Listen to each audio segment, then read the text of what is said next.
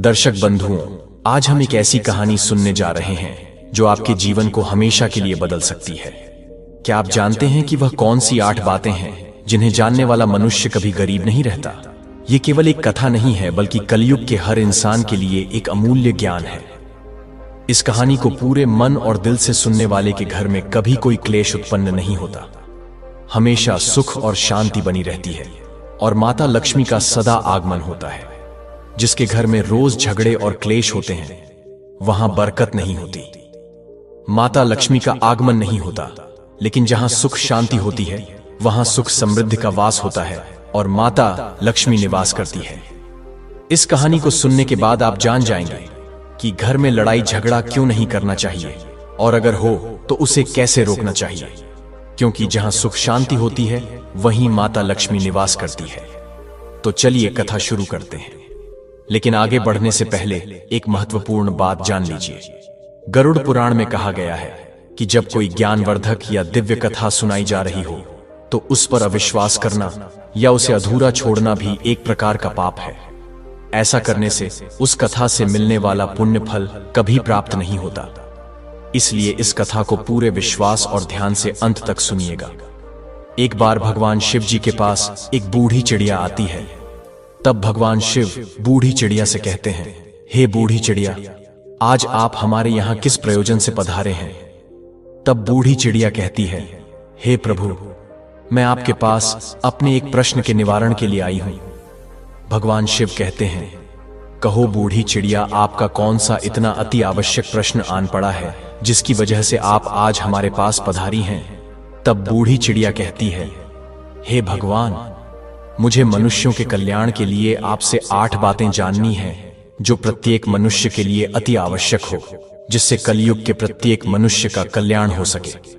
भगवान शिव कहते हैं, हे बूढ़ी चिड़िया, आज आपने सच में संसार के कल्याण हेतु अति आवश्यक प्रश्न किया है। आपके द्वारा पूछे गए प्रश्न की वजह से संपूर्ण धरती लोक के मनुष्य का जीवन सफल हो जाएगा। परंतु हे बूढ़ी चिड़िया, मैं आपको इस प्रश्न का उत्तर एक कथा के माध्यम से दूंगा।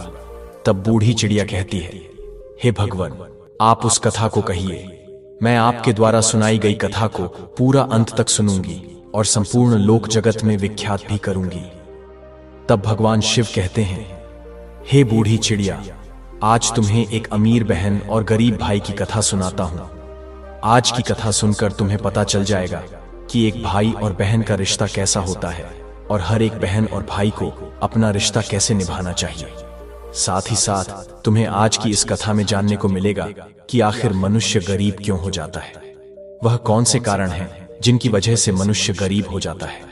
आखिर मनुष्य द्वारा किए गए ऐसे कौन से काम होते हैं जिनको करने से मनुष्य निर्धन हो जाता है और गरीबी के दलदल में फंसता चला जाता है। अब भगवान शिव कथा को सुनाना आरंभ करते हैं और कहते हैं कि हे बूढ़ी चिड़िया, बहुत पुराने समय की बात है। किसी नगर में एक बहुत ही धनवान मध्यम वर्ग का एक किसान रहता था। उस किसान के घर में 2 जुड़वा संतानें पैदा हुई थीं। उन दोनों जुड़वा संतानों में से एक पुत्र था और दूसरी जो संतान थी वह पुत्री थी।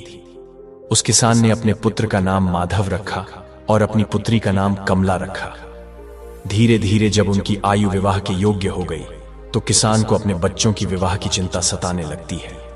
एक दिन किसान किसी कार्य से अपने पड़ोस के एक शहर में जाता है, तो वहां पहुंचकर एक व्यापारी का पुत्र उसे पसंद आ जाता है और उस व्यापारी के पुत्र के साथ में वह अपनी बेटी कमला का विवाह कर देता है। वह किसान अपनी पुत्री के विवाह में कोई कमी नहीं छोड़ता है। इस प्रकार से कमला अपने पिता के यहां से विदा होकर अपने ससुराल चली जाती है। उस किसान ने अपनी बेटी को विदा करने के बाद वह अपने पुत्र के विवाह के बारे में सोचने लगता है। उसके मन में यह चल रहा था कि बेटी तो मेरी अपने घर की हो गई, अब मुझे अपने पुत्र का विवाह कर देना चाहिए। यदि मेरे पुत्र का विवाह हो गया तो मैं अपना शेष बचा हुआ जीवन अपनी बहू बेटियों के साथ सुख शांति से व्यतीत करूंगा। अब भगवान शिव कहते हैं, हे बूढ़ी चिड़िया, ईश्वर की लीला बड़ी विचित्र है। परमात्मा ना जाने कब किसको धनवान बना दे और कब किसके लिए गरीबी का द्वार खोल दे, इसके बारे में कोई नहीं जानता। अब उस धनवान किसान के साथ भी कुछ ऐसा ही होता है। एक दिन वह किसान एक बड़ी भयानक बीमारी की चपेट में आ जाता है, जब इधर किसान का पुत्र अपने पिता की ऐसी हालत देखता है तो अपने पिता की ऐसी हालत को देखकर वह बहुत ही ज्यादा दुखी हो जाता है और उसके बाद में अपने पिता का अच्छे से अच्छे वैद्य से इलाज करवाता है और अपने पिता के लिए महंगी से महंगी दवाइयां लेकर आता है। परंतु उसके पिताजी की हालत में कोई सुधार नहीं हो रहा था। धीरे धीरे उस किसान की धन संपत्ति सारी पिता के इलाज में चली गई। इस प्रकार अपने पिता का इलाज कराते हुए उस किसान का पुत्र अब गरीबी के कगार पर आकर खड़ा हो जाता है, परंतु फिर भी पिता की हालत में किसी प्रकार का कोई सुधार नहीं होता। जब कोई भी दवाई उस किसान की बीमारी में काम नहीं करती तो एक दिन वह किसान अपने बेटे को अपने पास बुलाता है और अपने बेटा माधव से कहता है, हे पुत्र, जब भी कोई काम मनुष्य के सामर्थ्य से बाहर हो जाए या फिर उस काम का कोई समाधान न मिले तो फिर ऐसे समय में उस काम को ईश्वर के भरोसे छोड़ देना चाहिए। इसीलिए पुत्र, अब तुम मेरी चिंता छोड़ो और तुम अब अपने भविष्य के बारे में सोचो। मेरा क्या है, आज नहीं तो कल मुझे इस संसार को छोड़कर जाना ही है, परंतु तुम्हारे सामने तो तुम्हारी पूरी जिंदगी पड़ी है। मैंने तो अपने दिन बहुत ही अच्छे से जिए हैं, इसीलिए हे पुत्र, अब तुम मेरी चिंता करना छोड़ो और अपना विवाह करके अपनी घर गृहस्थी बसा लो। अपने पिता के मुख से इन बातों को सुनकर माधव एकदम चुप हो जाता है। अब माधव बेचारा आखिर कर भी क्या सकता था, उसके हाथ में कुछ नहीं था। साथ ही अब उसके घर में जो भी जमा पूंजी थी वह तो उसके पिता के इलाज में सारी की सारी पहले ही खर्च हो चुकी थी। अब माधव अपने पिताजी से कहता है, हे पिताजी, जैसा आपके लिए उचित लगे आप वैसा कीजिए। इसके बाद वह गरीब किसान अपने पुत्र की शादी एक गरीब घर की कन्या से करवा देता है, परंतु अब शादी के कुछ दिन बाद ही उस किसान की मृत्यु हो जाती है। इधर पिता की मृत्यु के बाद माधव अपने पिताजी का पूरी रीति रिवाज से अंतिम संस्कार करता है। माधव के पास जो कुछ था, खेत खलिहान, सब कुछ पिता की बीमारी के इलाज में पहले ही जा चुका था और अब माधव के पास जो कुछ भी जमा पूंजी बची हुई थी वह पिता के अंतिम संस्कार करने के बाद भोज में समाप्त हो जाती है। इस प्रकार से माधव अब और भी ज्यादा गरीब हो जाता है। प्रिय दर्शकों, जब माधव एक दिन बिल्कुल ही कंगाल हो जाता है तो वह गांव के बाहर जाकर अपनी पत्नी के साथ एक झोपड़ी को बनाकर रहने लगता है। माधव पहले से ही मेहनती तो था ही, अब वह दूसरों के खेतों में मेहनत मजदूरी करके अपना और अपनी पत्नी का पेट पालने लगता है। और माधव की बहन कमला, जिसका विवाह एक धनी व्यापारी के घर में हुआ था, उसे जब अपने भाई की स्थिति के बारे में पता चलता है तो वह धनवान बहन अपने गरीब भाई से घृणा करने लग जाती है। प्रिय दर्शकों, अब भगवान शिव कहते हैं, हे बूढ़ी चिड़िया, कलयुग का प्रत्येक मनुष्य धन का लोभी होता है। जैसे वह माधव की बहन माधव के पास धन न देखकर अपने ही सगे भाई से घृणा करने लगी। वह मन में सोचने लगी कि मेरा भाई अब तो बिल्कुल ही कंगाल हो चुका है, उसका घर जमीन सब बिक गया है और अब उसके पास में एक फूटी कौड़ी भी नहीं बची है। यदि वह ऐसी हालत में मेरे ससुराल आता है तो उसे देख देख कर मेरी देवरानियां और जेठानियां मेरा बड़ा ही अपमान करेंगी और मेरा मजाक बनाएंगी कि तेरे मायके वाले तो बिल्कुल ही कंगाल हैं। अब ऐसे तो मेरे ससुराल में मेरी बहुत ही ज्यादा बदनामी हो जाएगी। इस कारण से वह कमला अपने सगे भाई से रिश्ता तोड़ देती है। वह बहन अपने भाई के लिए इतनी निर्दयी हो जाती है कि न तो कमला अपने भाई को अपने ससुराल बुलाती है और न ही कभी अपने भाई के घर जाती है। अब कमला के भाई माधव को धीरे धीरे अच्छी तरह से पता हो जाता है कि अब मेरी प्यारी सी मुस्कान वाली जो बहन हुआ करती थी वही बहन आज मुझसे नफरत क्यों कर रही है। इसलिए माधव भी अपनी बहन के ससुराल कभी नहीं जाता है। इस प्रकार से कमला तो बड़े ऐसो आमाधव के साथ में अपनी ससुराल में अपनी जिंदगी गुजार रही थी, परंतु माधव मेहनत मजदूरी करने के बाद भी अपनी पत्नी के साथ झोपड़ी में रहकर किसी तरह से अपने जीवन के दिनों को काट रहा था। अब भगवान शिव कहते हैं, हे बूढ़ी चिड़िया, ऐसे ही करते करते कुछ साल गुजर जाते हैं। अब कमला की भी संतानें बड़ी हो चुकी थी। कुछ साल गुजरने के बाद एक दिन माधव की बहन कमला के लड़के का विवाह तय हो जाता है, लेकिन माधव की बहन कमला अपने भाई को निमंत्रण का आमंत्रण नहीं भेजती। जब माधव को इस बात का पता चलता है कि उसके भांजे की शादी होने वाली है तो इस बात को सुनकर माधव प्रसन्न हो जाता है और अपनी पत्नी के पास जाकर इस बात की खबर देता है। माधव की पत्नी का नाम सावित्री था। जब माधव अपनी पत्नी सावित्री को यह बातें बताता है कि मेरी बहन के बेटे की शादी है और हम सभी को बहन के घर जाना है, तो माधव की पत्नी को इस बात की जानकारी होती है कि ननद के बेटे की शादी है। वह इस बात को सुनकर अत्यंत ही खुश हो जाती है। अब वह सोचने लगती है, चलो इसी बहाने से सही, कम से कम मैं अपनी ननद से जाकर के मिल तो आऊंगी और उसके घर को देख आऊंगी। सावित्री खुश होकर अपने पति से कहती है, हे पतिदेव, मैं आपके साथ में जरूर चलूंगी, लेकिन पहले मुझे यह बताओ, क्या हमारी प्यारी ननद ने हमारे लिए निमंत्रण के लिए आमंत्रण पत्र भेजा है या नहीं? अपने पत्नी के मुख से इन बातों को सुनकर अब माधव बिल्कुल ही चुप हो जाता है। अब माधव अपनी पत्नी सावित्री से कहता है, हे प्रिय, न्योता तो नहीं आया है, पर मुझे यह दूसरों के द्वारा खबर मिली है कि हमारे भांजे की शादी है। परंतु इससे क्या फर्क पड़ता है कि न्योता आया है कि नहीं, आखिर वह भी तो हमारी बहन का ही बेटा है। तब सावित्री अपने पति माधव से कहती है, हे प्रिय, देखो, बात तो आपकी सही है कि आपके भांजे की शादी है, लेकिन बिना निमंत्रण के ननद के घर जाना उचित नहीं है और आपको भी वहां नहीं जाना चाहिए। माधव अब अपनी पत्नी सावित्री को समझाता है, हे प्रिय, कमला के ससुराल वाले बड़े ही धनवान आदमी हैं। उन्हें हमारी याद नहीं रही होगी, या फिर हो सकता है कि उन्होंने हमारे यहां पर निमंत्रण भिजवाया हो, लेकिन निमंत्रण वाला पर्चा हमारे पास तक नहीं पहुंचा हो। इसलिए हे प्रिय, तुम किसी भी प्रकार की कोई भी सोच विचार मत करो और बच्चों को निमंत्रण जाने के लिए तैयार करके मेरे साथ तुम भी बहन के घर के लिए चलो। जब सावित्री ने अपने पति माधव की इन बातों को सुना, तब उसने जवाब दिया। सावित्री कहने लगती है, हे पिया, यदि तुम जाना चाहते हो तो तुम जा सकते हो, लेकिन बिना निमंत्रण के मैं नहीं जाऊंगी। माधव ने जब अपनी पत्नी के मुख से ऐसी बातें सुनी, तो माधव कहता है, ठीक है, यदि तुम्हारी यही इच्छा है तो तुम बच्चों के साथ घर पर ही रहो। मैं अकेला कमला के ससुराल के लिए चला जाता हूं। यदि मैं अपनी बहन के ससुराल नहीं गया तो मेरी बहन की देवरानियां और जेठानियां मेरी बहन को ताना मारेंगी और कहेंगी कि खर्चा ना हो जाए, इसलिए तेरा भाई नहीं आया। अब इतना कहकर के माधव घर के अंदर से बाहर चला जाता है। अब भगवान शिव कहते हैं, हे बूढ़ी चिड़िया। अब माधव जो था वह बहुत ही ज्यादा गरीब हो चुका था। माधव के पास चावल और वस्त्र खरीदने के लिए पैसे नहीं थे। अब माधव अपनी बहन के घर जाने के लिए वह अपने मित्र से थोड़े से पैसे उधार लेता है। अब माधव ने उधार लिए हुए पैसों से अपनी बहन कमला और अपने बहनोई के लिए सुंदर सुंदर वस्त्र खरीदता है और उन कपड़ों को लेकर के अपनी बहन के ससुराल के लिए चल देता है। पैदल चलते चलते माधव को सुबह से शाम हो जाती है। तब वह अपनी बहन के दरवाजे पर पहुंचता है और दरवाजे के एक तरफ जाकर के खड़ा हो जाता है। माधव बेचारा दरवाजे पर खड़े होकर अपनी बहन कमला के आने का इंतजार कर रहा था। तभी कमला की जेठानी की नजर माधव पर पड़ जाती है और वह माधव को पहचान लेती है। माधव को देखने के बाद कमला की जेठानी जाकर कमला को बताती है कि हे कमला, आज तेरा भाई तेरे घर आया है, जाकर देख, तेरा भाई तेरे दरवाजे पर खड़ा है। जब कमला ने अपनी जेठानी के मुख से ऐसी बातों को सुनती है तो वह अपनी जेठानी से पूछने लगती है कि हे बहन, यदि तुमने मेरे भाई को द्वार पर खड़ा देखा है तो मुझे यह बताओ, मेरा भाई मेरे ससुराल में किस हालत में आया है और मेरे भाई ने आखिर कैसे कपड़े पहने हैं।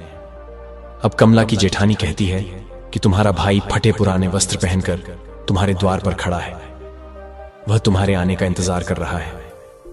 यह सुनकर कमला गुस्से से भर जाती है और सभी से नजरों को बचाते हुए अपने भाई के पास पहुंचती है।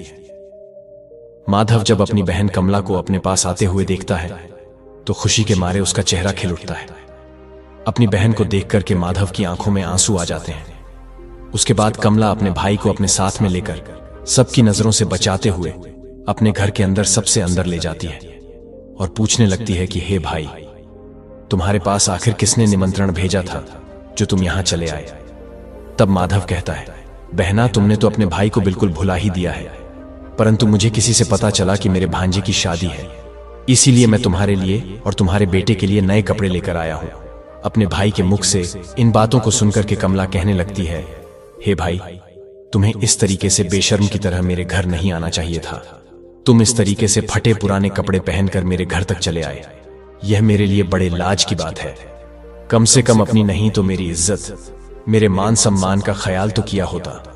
आखिर तुम्हारी तो कोई इज्जत नहीं, कम से कम तुमने हमारी इज्जत के बारे में तो सोचा होता। कमला के मुंह से ऐसे कटु शब्द सुनकर वह मजबूर भाई का कलेजा छलनी हो जाता है। अब भगवान शिव कहते हैं, हे बूढ़ी चिड़िया। तब माधव अपनी बहन के पैरों में गिरकर माफी मांगने लगता है। माधव कहता है, हे बहन, मुझे क्षमा कर दो। मुझे नहीं पता था कि मेरी वजह से यहां तुम्हारी बदनामी होगी। मैं तो हमेशा से यही चाहता हूं कि तुम्हारी बदनामी ना हो, तुम्हारी देवरानी जेठानी तुम्हें ताना ना मारे। इसीलिए तो मैं तुम्हारे लिए नए वस्त्र लेकर आया हूं। यदि मुझे यह बात पहले ही पता होती कि तुम मेरी वजह से इतनी आहत हो जाओगी कि तुम्हें मेरे आने से इतना बुरा लगेगा, तो मैं तुम्हारे दरवाजे पर कभी नहीं आता। मैं तो यह सोचकर आया था कि मेरे भांजे की शादी है। यदि मैं नहीं पहुंचा तो मेरी बहन की देवरानी जेठानी मेरी बहन को ताने मारेंगी। कमला का माधव की बातों को सुनकर गुस्सा जब थोड़ा सा शांत होता है, तब वह माधव से कहती है, चलो, जब तुम आ ही गए हो तो मेरी एक बात तुम कान खोलकर सुन लो। जब तक मेरे बेटे की शादी नहीं हो जाती, तब तक इस जगह पर बंद रहना और भूलकर भी इस कमरे से बाहर निकलने की गलती मत करना, वरना तुम्हें देखकर लोग कहेंगे, कमला का भाई तो भिखारी है। जब सभी मेहमानों के लिए भोजन बन जाएगा तो मैं तुम्हें भोजन की थाली इस कमरे में पहुंचा दूंगी। तुम भोजन खाकर के चुपचाप पिछले दरवाजे से अपने घर को चले जाए। माधव कहता है, ठीक है बहना, मैं आज रात को ही तुम्हारे घर से अपने गांव के लिए चला जाऊंगा, मगर मेरी तुमसे एक विनती है। मैं तुम्हारे लिए और जीजा जी के लिए जो कपड़े लाया हूं, तुम उन कपड़ों को रख लो। उन्हें मैं तुम्हारे लिए बड़े प्यार से लाया हूं। कमला अपने भाई से कपड़ों को लेकर कमरे के बाहर चली जाती है और जाते समय बाहर से उस कमरे की कुंडी लगा जाती है। माधव उस कमरे में बैठकर अपनी बहन के वापस आने का इंतजार करने लगता है। अब भगवान शिव कहते हैं, हे बूढ़ी चिड़िया। इधर माधव उस कमरे में बैठा हुआ अपनी बहन के लौटने का इंतजार कर रहा था कि मेरी बहन मुझे भोजन खिलाने के लिए लौटकर वापस आती ही होगी। आज तो मुझे स्वादिष्ट भोजन खाने को मिलेगा। परंतु माधव को क्या पता था कि वह निर्मोही बहन अपने भाई को उस कमरे में बंद करके अपने घरेलू काम धंधे में लग चुकी है और भाई के लिए भोजन देना भूल चुकी है। माधव की बहन कमला शादी के काम धंधे में इतनी ज्यादा खो जाती है कि अब उसे याद ही नहीं रहता कि मेरा भाई मेरे यहाँ कमरे में बंद है और वह मेरे लौटने का इंतजार कर रहा है। अब जैसे जैसे समय बीतने लगता है, भूख प्यास की वजह से माधव अब छटपटाने लगता है और उसकी हालत भी खराब होने लगती है। तब माधव अपनी बहन को आवाज लगाता है, लेकिन उसकी आवाज को कोई भी नहीं सुनता है। कमला का घर बहुत बड़ा था। कमला ने अपने भाई को सबसे किनारे वाले कमरे में बंद किया था और उधर कोई आता जाता भी नहीं था और कमला शादी की रस्मों में व्यस्त थी। इस तरह से माधव को उस कमरे में पड़े पड़े 2 दिन बीत जाते हैं। अब भगवान शिव कहते हैं कि हे बूढ़ी चिड़िया। अब इधर माधव को पत्नी और बच्चों की याद आती है। माधव सोचता है, यदि यहां कोई नहीं आया तो मैं भूखा प्यासा इसी कमरे में मर जाऊंगा। यदि मैं मर गया तो मेरे पत्नी सहित बच्चों का क्या होगा? मेरे ना होने पर कैसे मेरी पत्नी बच्चों का पालन पोषण करेगी? यही सब कुछ सोचते सोचते और कमजोरी की वजह से माधव बेहोश होने लगता है। तभी किसी काम की वजह से कमला की जेठानी कमरे के पास से गुजरती है। जब माधव के कानों में किसी के आने की आवाज सुनाई देती है, माधव अपनी पूरी ताकत से उस कमरे का दरवाजा पीटने लगता है। जब कमला की जेठानी के कानों में उस दरवाजे को पीटने की आवाज जाती है, तो वह दरवाजे को खोलकर देखती है तो अंदर माधव को देखकर वह चौंक जाती है और माधव से पूछने लगती है, हे भाई, तुम्हें इस कमरे में किसने बंद किया है? माधव इस बात का कोई जवाब नहीं देता है, क्योंकि वह अपनी बहन को उसकी ही जेठानी की नजरों में गिराना नहीं चाहता था। परंतु जब कमला की जेठानी ने दोबारा पूछा तो माधव झूठ मूठ कह देता है कि मैं इस कमरे में आमाधव कर रहा था। तभी किसी ने गलती से बाहर से दरवाजे की कुंडी लगा दी और मैं इस कमरे में बंद हो गया। बहन, यदि तुम आज नहीं आती तो मेरे प्राण आज चले जाते। और इतना कहने के बाद माधव घर के पिछले दरवाजे से चुपचाप बाहर निकलकर चला जाता है। माधव बेचारा 3 दिन का भूखा प्यासा था। वह चुपचाप अपने घर की तरफ को चल देता है। अंत में वह चलते चलते काफी दूर निकल जाता है तो भूख प्यास के मारे उसे ठीक से रास्ते पर चला भी नहीं जा रहा था। उसे एक कदम चलते ही चक्कर आने लगता है। जब माधव चलते चलते खूब थक जाता है और जैसे ही माधव का सिर चकराता और वह जमीन पर गिरने वाला होता है, तभी वहां पर कहीं से एक बूढ़ी औरत आ जाती है और वह बूढ़ी औरत माधव के गिरने से पहले ही माधव को पकड़ लेती है। अब भगवान शिव कहते हैं, हे बूढ़ी चिड़िया। जब कुछ घंटे बाद माधव को दोबारा होश आता है तो माधव स्वयं को एक बूढ़ी औरत की गोद में लेटा हुआ पाता है। वह बूढ़ी औरत एक पंखा लेकर उसको हवा कर रही थी। होश आने के पश्चात माधव खड़ा हो जाता है और खड़े होने के बाद में उस बूढ़ी औरत से कहता है, हे मां, तुम कौन हो? प्रिय दर्शकों, अब भगवान शिव कहते हैं, हे बूढ़ी चिड़िया। जिस बूढ़ी मां की गोद में वह बेचारा माधव लेटा हुआ था, वह बूढ़ी मां साक्षात देवी मां थी, क्योंकि माधव की पत्नी सावित्री रोज उस देवी मां की पूजा किया करती थी और पूर्ण श्रद्धा से, भाव से देवी मां की भक्ति किया करती थी। इसीलिए जब माधव चक्कर खाकर के गिरने वाला होता है तो उसी समय पर देवी मां प्रकट होकर माधव को संभाल लेती है और माधव का सिर अपनी गोद में रखकर उसे अपनी गोद में सुला लेती है। जब माधव को होश आता है तो वह देवी माता को प्रणाम करके कहता है, हे देवी मां, तुम कौन हो? अब भगवान शिव कहते हैं कि हे बूढ़ी चिड़िया। वह बूढ़ी औरत कहती है, मैं एक दुखिया हूं और इस जंगल को अपना घर समझकर इस जंगल के बीचों बीच वास करती हूं। तब माधव उस बुढ़िया को प्रणाम करके अपने घर के लिए वहां से चलने लगता है। तभी उस समय पर बूढ़ी औरत कहती है, बेटा, तुम भला कहां से आ रहे थे और इधर कहां को जा रहे हो? तब माधव बताता है, हे मां, मेरे भांजे की शादी थी, इसी वजह से मैं अपनी बहन के घर गया हुआ था और इधर मेरा गांव है, मैं इधर अपने गांव के लिए जा रहा हूं। तो बूढ़ी औरत माधव से कहती है, बेटा, यदि तुम बुरा ना मानो तो मैं तुमसे एक बात पूछना चाहती हूं। तब माधव कहता है, पूछो मां, तुम मुझसे क्या पूछना चाहती हो? बूढ़ी औरत कहती है कि बेटा, यह तुम अपनी बहन के घर से आ रहे हो। जैसा तुमने मुझे बताया कि तुम्हारी बहन के यहां पर शादी थी, तो फिर तुम खाली हाथ कैसे अपने घर जा रहे हो? क्या तुम्हारी बहन ने तुम्हारे बच्चों और पत्नी के लिए कुछ नहीं भेजा क्या? तब उस बूढ़ी औरत के मुख से ऐसी बातों को सुनकर कि माधव की आंखों में आंसू आ जाते हैं। माधव उस बूढ़ी औरत को सारी बात बता देता है।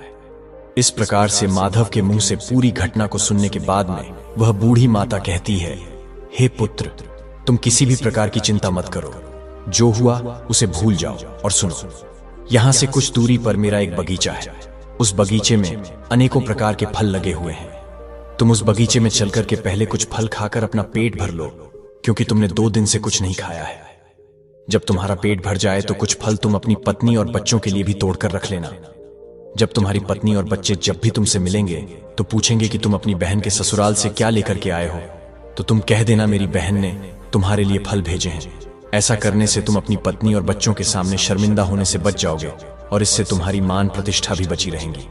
माधव इस प्रकार से जब बूढ़ी औरत की इन बातों को सुनता है तो वह उनकी बात मानकर कि माधव बूढ़ी औरत के बगीचे में पहुंच जाता है। उस बगीचे में नाना प्रकार के फल लगे हुए थे।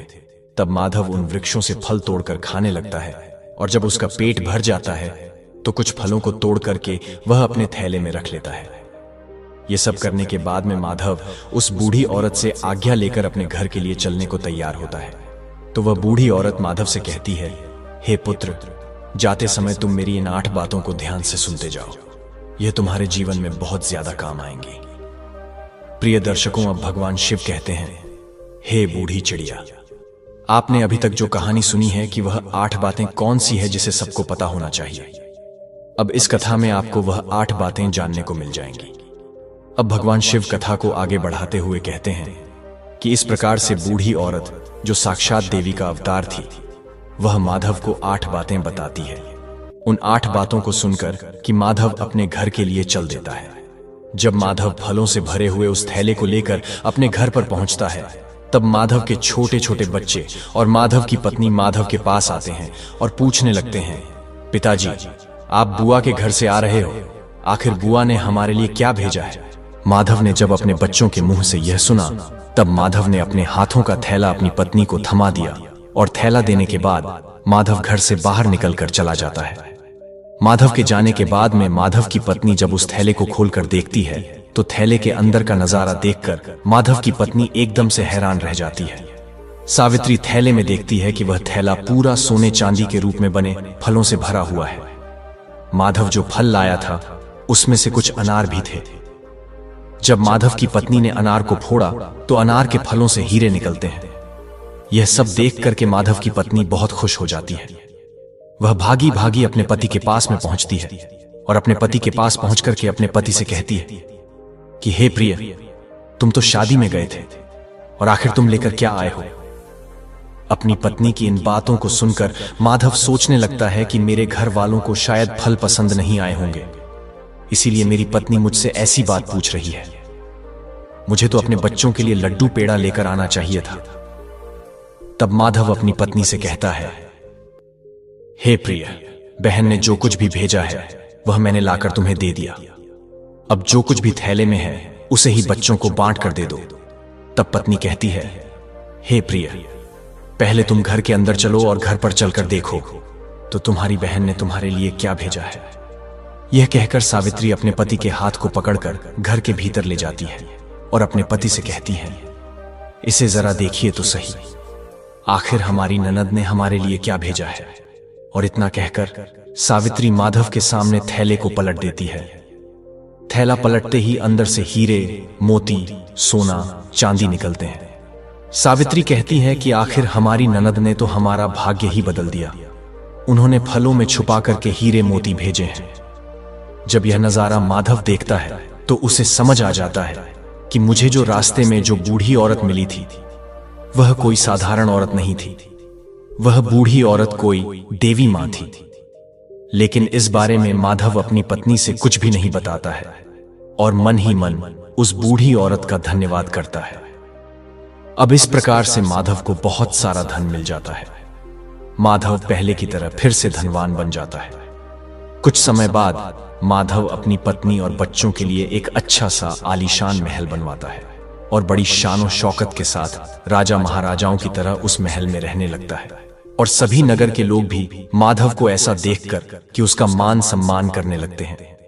धीरे धीरे करके इधर जब माधव का महल तैयार हो जाता है, जब उसकी राजा महाराजाओं जैसी शान शौकत हो जाती है, तो एक दिन माधव की पत्नी सावित्री अपने पति से कहती है कि हे प्रिय, बहुत ही जल्द सावन का महीना आने वाला है और सावन के महीने में सभी स्त्रियां अपने पिता के घर जाती हैं, इसलिए तुम भी अपनी बहन के ससुराल जाओ और मेरी ननद को मेरे घर बुला कर लाओ।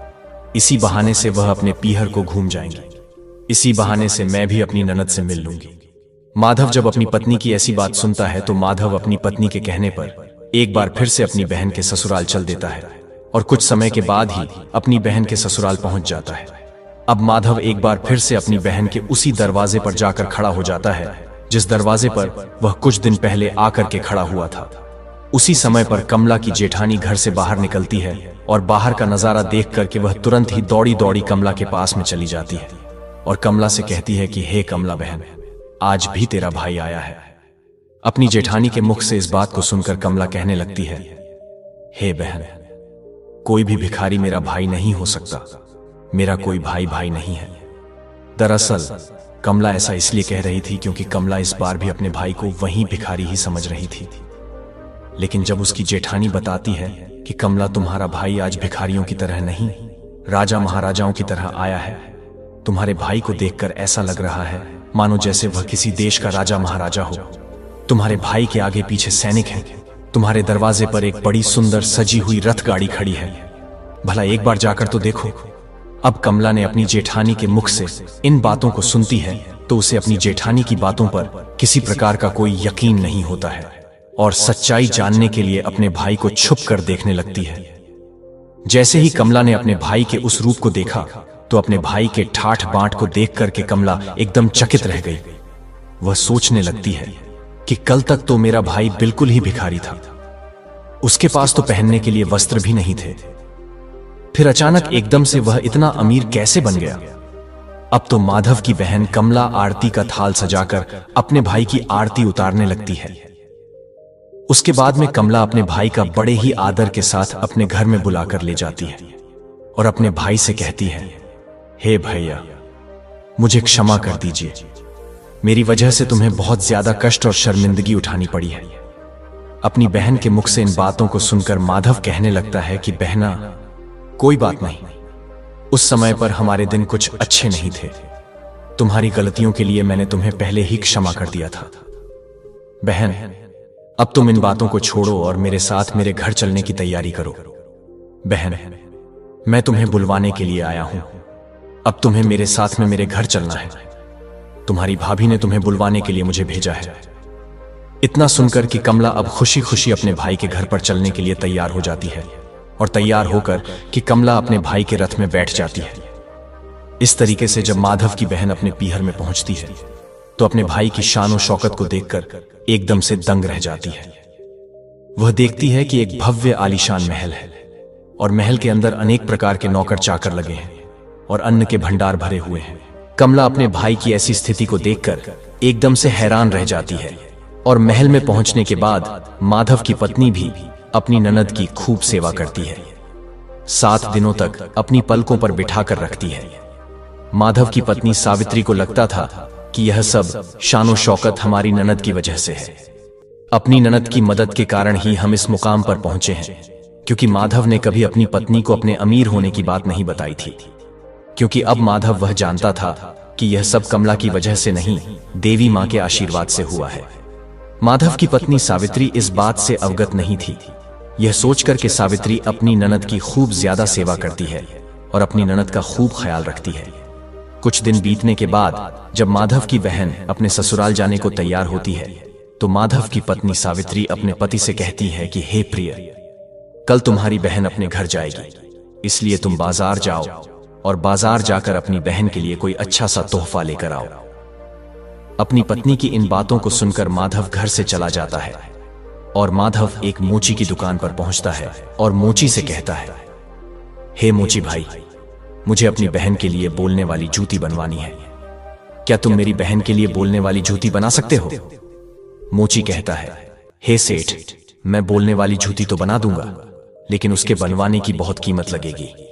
तब माधव कहता है, अब वह मोची से कहता है, भाई, मैं तुम्हें मुंह मांगा पैसा दूंगा, लेकिन तुम ऐसी जूतियां बना दो कि वे जूतियां जब भी मेरी बहन पहनकर चले तो वे जूतियां बारी बारी से मैं आपको जो यह 8 बातें बताने वाला हूं उन 8 बातों को बोलें।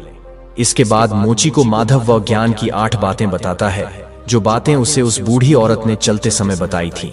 अब भगवान शिव कहते हैं कि हे बूढ़ी चिड़िया। अब माधव मोची से कहता है कि हे मोची भाई, अब मैं तुम्हें वह ज्ञान की बातें बताता हूं। इस प्रकार से माधव बाड़ी बाड़ी से वे बातें मोची को बताता है। माधव कहता है, बात ज्ञान की है, कहीं मान तू मत। भूल होती है अज्ञानता, निर्धनता का मूल समय भरोसे, बैठता रहता सदा गरीब, बिना कर्म बदले नहीं उसका कभी नसीब, आलस्य कर रहता सदा जो परिवर्तनहीन, वही कर्म फिर करे कहे स्वयं को, दीन नहीं गरीबी से बड़ा है कोई और अभिशाप हासिल करके, ज्ञान की कर लो दूर अब आप दो समय को दो नहीं बनो, मजबूर कर्म साधना से जुटो करो गरीबी, दूर कर्म भी नहीं करता को से सदा नसीब, भाग्य भरोसे बैठता मानव रहे, गरीब अज्ञानी पर ही सदा करे, गरीबी सदा वार विजय होता, युद्ध में ज्ञान सदा हथियार। और सबसे आखिरी और सबसे खास बात बताते हुए माधव कहता है कि हे मोची भाई, मेरी बहन जब 8वां कदम रखे तो जूतियां बस यही बात बोले।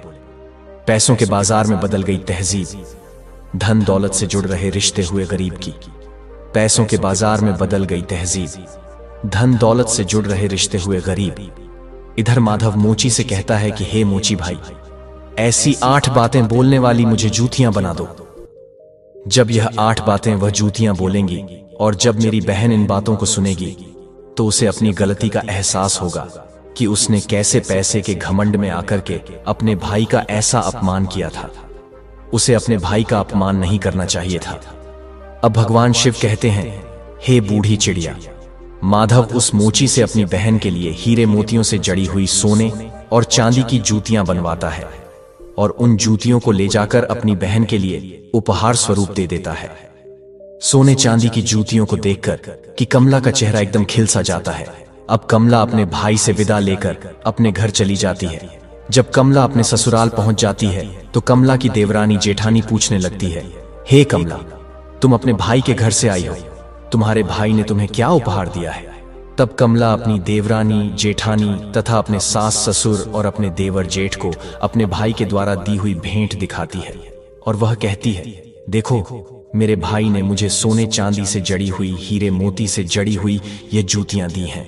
तब कमला उन जूतियों को पहन करके चलकर दिखाती है। जैसे ही कमला उन जूतियों को पहन करके चलती है तो जूतियां बोलती हैं कि पैसों के बाजार में बदल गई तहजीब, धन दौलत से जुड़ रहे रिश्ते हुए गरीब, जब कमला इस बात को सुनती है तो उसका सर शर्म से नीचे झुक जाता है और अपने भाई को याद करके एकदम से रोने लगती है। जब कमला का ऐसे लटका हुआ मुंह उसकी देवरानी जेठानी देखती है तो वह पूछती है कि कमला, आखिर क्या हुआ जो तुम अचानक से रोने लगी? तो कमला अपनी देवरानी और जेठानी को सारी बातें बताती है कि हे बहन, मैंने पैसों के घमंड में आकर अपने भाई को कितना भला बुरा कहा था। मैंने अपने भाई को एक गिलास पानी तक नहीं पूछा था। आज देखो मेरे भाई ने मुझे कितनी कीमती जूतियां बनवा कर दी हैं। अब तो मुझे अपने आप से घृणा होने लगी है। मैं तो जीना नहीं चाहती। तभी कमला की जेठानी उसे समझाने लगती है कि हे बहन, जो भी कुछ हुआ उसे भूल जाओ। आगे से याद रखना, कभी किसी के साथ में ऐसा बर्ताव मत करना, क्योंकि जो व्यक्ति धन दौलत का घमंड करता है उससे माता लक्ष्मी हमेशा के लिए दूर चली जाती है। इसीलिए मेरी यह बातें तुम सदा याद रखना। और इस तरीके से कमला की जेठानी कमला को समझाती है, जिससे अब कमला भी प्रेम व्यवहार के साथ सबसे पेश आने लगी थी। अब भगवान शिव कहते हैं, हे बूढ़ी चिड़िया, अब तो तुमको वह 8 बातें पता चल ही गई होंगी। अगर प्रत्येक मनुष्य को पता चल जाए तो वह कभी गरीब नहीं रहता। अब बूढ़ी चिड़िया कहती है कि हे प्रभु, मुझे अभी भी नहीं पता चल पाया है, कृपया स्पष्ट बताने की कृपा करें। अब भगवान शिव कहते हैं, ठीक है बूढ़ी चिड़िया, मैं तुमको बताता हूं कि वह 8 बातें कौन सी हैं जिन्हें जानने के बाद मनुष्य कभी गरीब नहीं रहता है। 1. अपवित्र रसोई और अन्न का अपमान। जो व्यक्ति रात्र के समय रसोई में झूठे बर्तन रखता है और खाने पीने की चीजों को बर्बाद करता है, ऐसा व्यक्ति बहुत ही जल्दी निर्धन हो जाता है।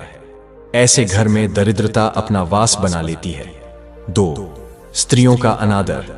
जिस घर में घर की स्त्रियों का अपमान होता है, स्त्रियों की इज्जत नहीं की जाती, उस घर में देवी लक्ष्मी ज्यादा दिनों तक नहीं रुकती।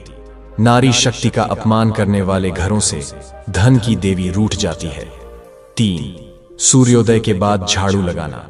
जिस घर की स्त्रियां सूर्योदय होने के बाद अपने घरों में झाड़ू लगाती हैं, चूल्हा चौका करती हैं, ऐसे परिवार के लोग बहुत जल्दी गरीब हो जाते हैं। सूर्योदय के बाद की गई सफाई घर से बरकत छीन लेती है। 4. धन का अपव्यय। जिस घर परिवार में पैसों की कदर नहीं की जाती, बेफिजूल कार्यों में पैसे बर्बाद किए जाते हैं, ऐसे घरों से भी माता लक्ष्मी रूठ कर चली जाती है। धन का सम्मान करना ही उसे अपने पास रोके रखना है। 5. छठा, कर्तव्यहीनता और टालमटोल। जिस घर के लोग अपने कर्तव्यों का पालन नहीं करते, जो अपने कार्यों को कल पर टालते रहते हैं, उन लोगों के घरों से भी माता साथ। बड़ों का अनादर।